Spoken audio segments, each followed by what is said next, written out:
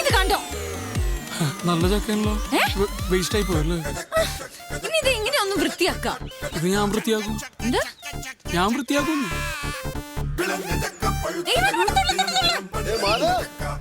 കെട്ടികളുടെ കൂടുതൽ അടുക്കളപ്പണിയെ കഴിഞ്ഞാ? ഈവനിങ് പാർട്ടിയുടെ കാര്യം മറക്കണ്ട കേട്ടോ.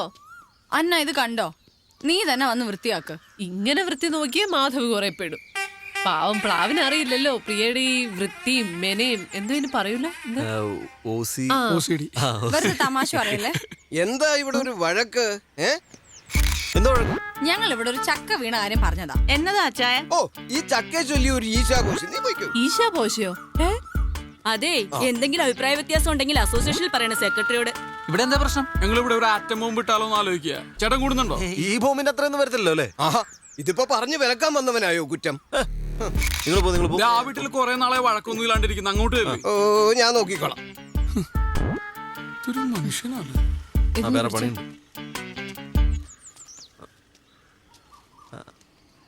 ഹലോ, ഐഡി ഫിക്സ് വിലാസെന്നാ. രാജീവ് പറഞ്ഞിരുന്നില്ല പ്ലാവ് മുറിക്കുന്നതിനെ പറ്റി? പെട്ടെന്ന് വേണമായിരുന്നു. ഓക്കെ. ഇവിടെ മരുന്ന പ്ലാവ് മുറിക്കാൻ ആൾ വരും. അതിനു മുമ്പ് ഞാൻ ഈ കൊമ്പം ക്ലിയർ ചെയ്തേക്കാം. അത് ഒരുമിച്ച് അങ്ങോട്ട് മുറിച്ചാൽ മതി.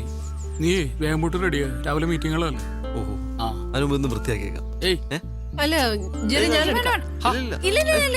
ഞാൻ ഞാൻ വൃത്തിയാക്കോളാം. ഇത് പ്രശ്നമില്ല. ഇല്ല, കുഴപ്പമില്ല, ഞാൻ വൃത്തിയാക്കോളന്നേ. ഞാൻ പിന്നെ മനസ്സിലുള്ളത് പറയും, അറിയാലോ, കാര്യാക്കണ്ട. ഒരാൾ തോറ്റു കൊടുക്കുന്നതാണ് നല്ലത്. ഇയാളെ കൊണ്ടത് കഷ്ടമാണ്.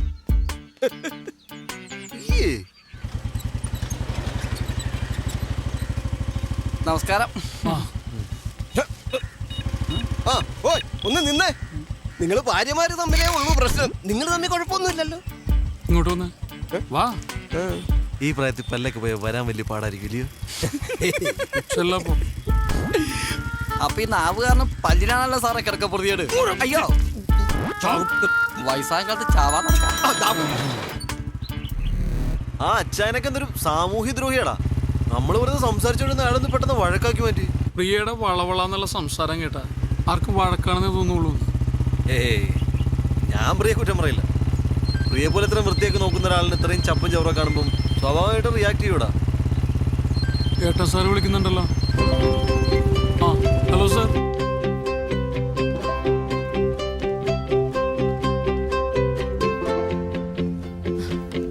ഈ ഡിസൈൻ ഇപ്പോഴത്തെ ട്രെൻഡാണ് മാഡം. ആണല്ലേ? എന്നാ ഇത് മതി, അത് വേണ്ട. Thank you. ഇനി നമുക്ക് നമ്മുടെ വർക്ക് ഷെഡ്യൂളിനെ കുറിച്ച്. ഈ പ്രണയ നിമിഷങ്ങളിൽ ഞങ്ങളെ ഒഴിവാക്കി തരണം. ശരിയാണ് സാർ. ഇപ്പൊ ഞാൻ ആരോട് സംസാരിച്ചാലും അവർക്കൊക്കെ എന്നോട് പ്രണയം തോന്നും. എന്നിട്ട് ആ പ്രേമൊന്നും ഇങ്ങോട്ട് കാണുന്നില്ലല്ലോ. അതൊന്നും പരിപാടി നടക്കൊന്നുമില്ല. നമുക്ക് ഈ പ്രോഗ്രാമൊക്കെ ഒന്ന് റീഷെഡ്യൂൾ ചെയ്താലേ. ഹലോ, ഒരു മിനിറ്റ്. ഹലോ, എടി ഞാൻ മീറ്റിംഗില്ല. കാര്യം പറ. ഒരു ഹാപ്പി ന്യൂസ് ഉണ്ട്. പറ നീ.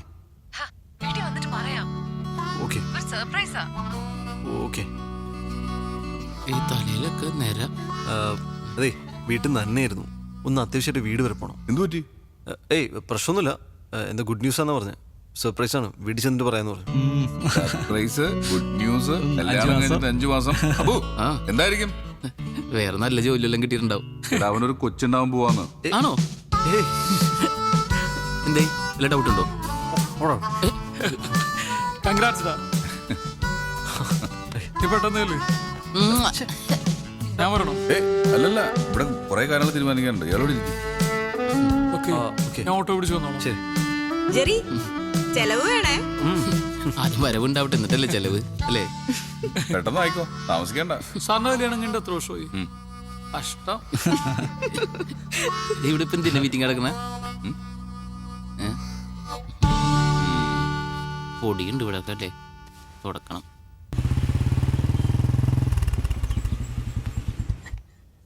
അങ്ങനെയാണോ?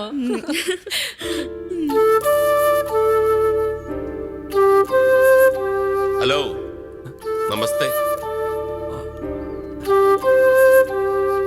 നിറഞ്ഞ മനസ്സോടെയാണ് ഞാനിവിടെ നിൽക്കുന്നത്. ചേടാ, അളിയനും ഭാര്യയൊക്കെ ആദ്യമായിട്ട് വരുമല്ലോ. ഒരു ഓളം ഉത്സവമൊക്കെ വേണ്ടേ? അല്ലൂടി പിന്നല്ലയോ, അന്ന് നിങ്ങളുടെ ആ ഒളിച്ചോട്ടേ. അതിനുശേഷം ഇന്ന് ഇച്ചായനെ ഈ ഒരു മൂടി കാണുന്നേ. പറഞ്ഞില്ലായിരുന്നു, എപ്പോഴും ടെൻഷനായിരുന്നു. എല്ലാരോടും ചുമ്മാ തന്നെ ഷൗട്ടിങ്ങാ. മൊത്തത്തിൽ ആളങ്ങ് ഡള്ളായി. BP ഷൂട്ട് ചെയ്ത് ഹോസ്പിറ്റലിലും കടന്നു ഒരു ദിവസം. ആണോ? നീ വെറുതെ അവരുടെ BP കൂടെ കൂട്ടാതെ. നിന്റെ കൊളീഗ് ഇപ്പൊ ട്രാൻസ്ഫർ ആയ എബിയില്ലേ, പുള്ളിക്കാരൻ പറഞ്ഞ കാര്യങ്ങളൊക്കെ അറിഞ്ഞത്, വില്ല വാങ്ങിയതും നന്നായിട്ട് സെറ്റിലായതും ആകെ അങ്ങ് സന്തോഷമായി. ഇനി ഒരു സത്യം പറയാം, ആ കെട്ട നാറി പന്ന പെരട്ട കച്ചട താടിക്കാരൻ, സോറി മോളെ, അവന്റെ കയ്യിലാണ് ഞാൻ ഇവിടെ പിടിച്ചു കൊടുത്തതെങ്കിലും ഒന്ന് ആലോചിച്ച് നോക്ക്. ഇതെന്റെ അളിയനാണെന്ന് പറഞ്ഞ് ആ എച്ചി കണക്ക് പറയുന്നവനെ ആർക്കെങ്കിലും പരിചയപ്പെടുത്തി കൊടുക്കാൻ പറ്റുമോ? അയ്യേ, ഇത്രയൊക്കെ സുതിച്ചിട്ടും കല്ലുപോലെ നിൽക്കുന്ന കണ്ടില്ലേ? വാ തുറന്ന് എന്തെങ്കിലും പറയണിയാ. എൻ്റെ റിലേറ്റീവ്സ് ഒക്കെ മുംബൈയിലാണ്. ഇവളുടെ ആണെങ്കിൽ ഇപ്പോൾ ഇങ്ങനെയും. ഞങ്ങളാകെ ഒരു ഒറ്റപ്പെട്ട ഫീലായിരുന്നു. ഇത്രയും പെട്ടെന്ന് ഇങ്ങനെ ഒരു റിയൂണിയൻ ഞാൻ ഒരിക്കലും പ്രതീക്ഷിച്ചില്ല. ഞങ്ങൾ ഇതിപ്പോ ജെറി പറഞ്ഞതുപോലെ റീയൂണിയൻ ദിവസമാണ്. നമ്മൾ വീട് വരെ ഒന്ന് പോകുന്നു, അമ്മച്ചി ഒന്ന് കാണുന്നു, തിരിച്ചു വരുന്നു. അയ്യോ അല്ല, മാധവും ഇവളെല്ലാം പറഞ്ഞു വേഗം തിരിച്ചു വരാന്നേ. അവിടെ എല്ലാരും കാത്തിരിക്ക.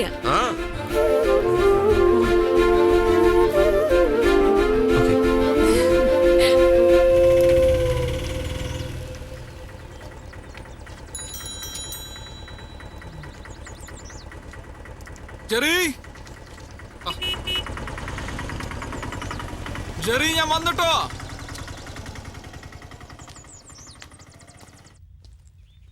പ്രിയ, നീ റെഡിയായോ? ഒരു മിനിറ്റ് പോലും ലേറ്റ് ആക്കണ്ടെന്ന് വിചാരിച്ചു. ഇതാ നോക്കിയേ, അന്നയ്ക്കൊരു ചുരിദാറ്, ജെറിക്കൊരു ഷർട്ട്. അന്ന നിന്നോട് പ്രത്യേകിച്ച് എന്തെങ്കിലും പറഞ്ഞിട്ടുണ്ടായിരുന്നോ? ഇല്ലല്ലോ. എന്തേ? എന്നിട്ട് അവൾ എൻ്റെ അടുത്ത് ഒന്നും പറഞ്ഞില്ലല്ലോ. ഇനി നീ ഇത് പോയി ചോദിക്കാനും നിൽക്കണ്ട കേട്ടോ. ചിലപ്പോ എല്ലാവരുടെ മുമ്പിൽ വെച്ച് അങ്ങനെ അനൗൺസ് ചെയ്യാൻ വേണ്ടിയിട്ടായിരിക്കും. ചുമ്മാ ചുമ്മാതല്ല, അത് വനിച്ചിട്ടാ.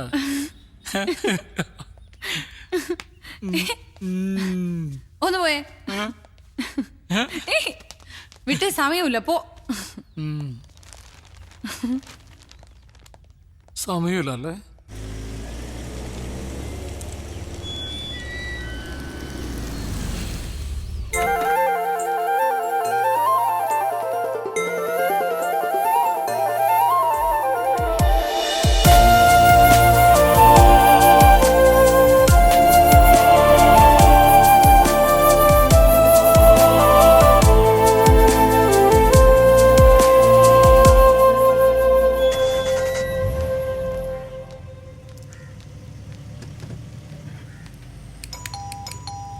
അന്ന,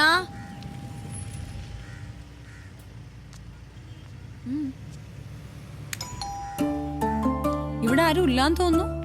പക്ഷെ ബൈക്ക് ഇരിക്കുന്നുണ്ടല്ലോ. ഞാനാണ് വിളിച്ചു നോക്കട്ടെ.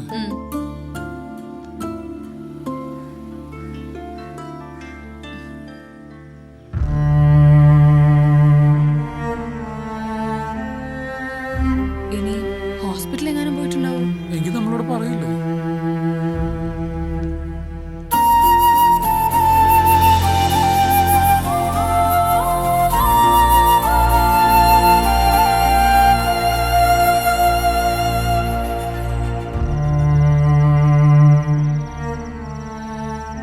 എനിക്കെന്തോ ഒരു ടെൻഷൻ പോലെ. ഞാൻ ഒരു കാര്യം ചെയ്യാം, ഞാൻ അബുവിനെ വിളിച്ച് ചോദിക്കാം.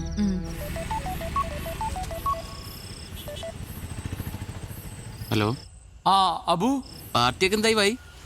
ജെറി നിന്നെ വിളിച്ചോ? ഇല്ല, നിങ്ങൾ ഒരുമിച്ചല്ലേ? വിളിച്ചിട്ടില്ല അബുവിനെ.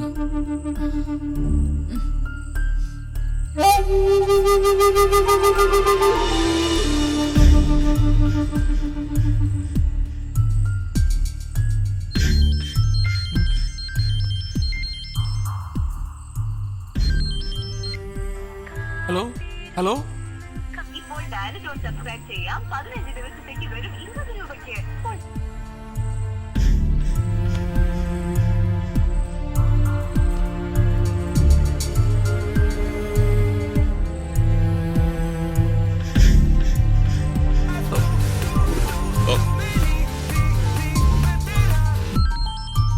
ശരിയാണ്, സ്പീക്കറിലിട്. ഹലോ എവിടെയാടാ മനുഷ്യൻ വെറുതെ ടെൻഷൻ അടിച്ചാകെ? ജെറി ഹോസ്പിറ്റലാണോ? അവക്ക് എങ്ങനെയുണ്ട്? ഒന്ന് പോകുമ്പോ ഒന്ന് പറഞ്ഞിട്ട് പോയിക്കൂടെ ജെറി? എടാ ഞാനിവിടെ അന്നേരം വീട്ടിലാ. പാട്ട് നടക്കും ഇവിടെ. ജെറി എടാ, പതിനഞ്ച് മിനിറ്റ് മതി. ഞാൻ വിളിക്കാം. മതി സംസാരിച്ചു.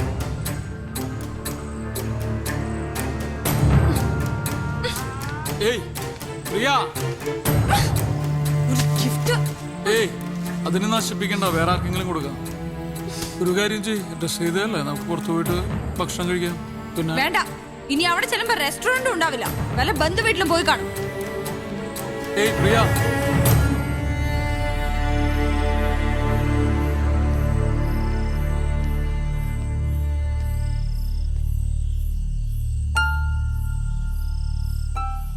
ഒരു ബന്ധുക്കളിൽ നിന്നൊക്കെ ഒറ്റപ്പെട്ട പോലെ ആയിരുന്നില്ലേ?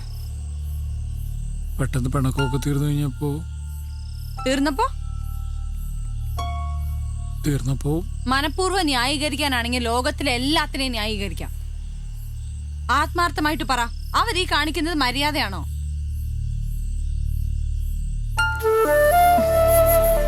നല്ല ഹോസ്പിറ്റലിൽ പോയിരിക്കുന്നു, ടെൻഷൻ അടിച്ചിട്ടിരിക്കുമ്പോഴാ അവര് ഈ കൊമ്പ്. എത്ര ദിവസമായി ഞാനിതൊന്ന് മുറിക്കാൻ പറയണു, അനങ്ങുന്നില്ലല്ലോ.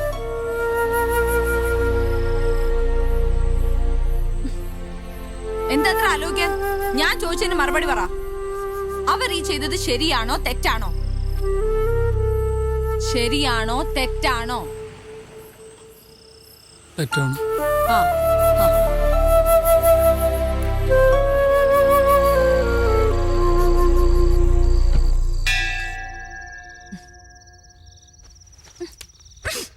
അവിടെ കിടന്ന് അടിക്കട്ടെ, തുറക്കണ്ട. ശരി മാധവോ, ഓ ഞങ്ങളാ. എന്തോന്നു? അതുകൊണ്ട് പോയി തുറക്ക്. പോ.